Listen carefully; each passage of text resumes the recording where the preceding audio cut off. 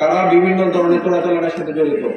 আমাকে খবর দেয়, আমরা তার ব্যবহার আমরা ধরে শিবগঞ্জ ওসি সাহেব আছেন, আমরা ওনাকে হ্যান্ডওভার করবো, বাকি আইনানুগ ব্যবস্থা নিবে। তো সুতরাং আমাদের এই শিবগঞ্জ এবং এই এলাকার যেন বদনাম না হয়। গত 2024 সালে আমাদের ব্যাটালিয়ন প্রায় 50 কোটি টাকার চোরাচালান মাল পণ্য আটক করেছি, 50 কোটি, এবং আসামি ধরেছি 140 জন আসামি।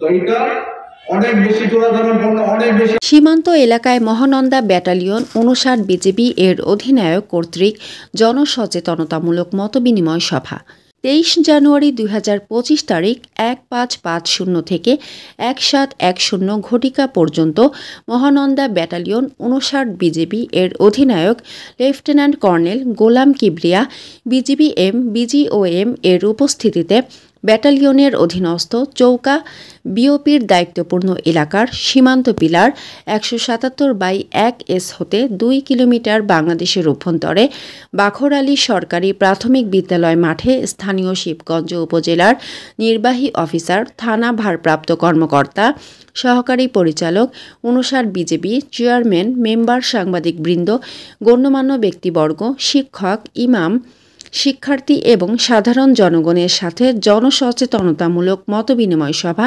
অনুষ্ঠিত হয়।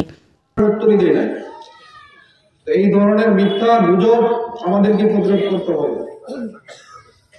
তারপর হচ্ছে ভারতীয় বিএসএফ কমান্ডার আমাকে বলতেছে যে এক্সেলেন্স 59 বিজিবির অধিনায়ক উক্ত সভায় উপস্থিত ব্যক্তিবর্গের সাথে কুশলাদি বিনিময়ের পর উৎসুক জনতা এবং সাংবাদিকরা যাতে সীমান্ত এলাকায় গমন করে সাধারণ কৃষকদের ফসলাদি নষ্ট না করে তার জন্য স্থানীয় জনপ্রতিনিধি, আগত সাংবাদিক এবং জনসাধারণকে অনুরোধ জানান। তিনি সভায় উপস্থিতি সকলকে আশ্বস্ত করেন বিজিবি হবে সীমান্তে নিরাপত্তা ও আস্থার প্রতীক।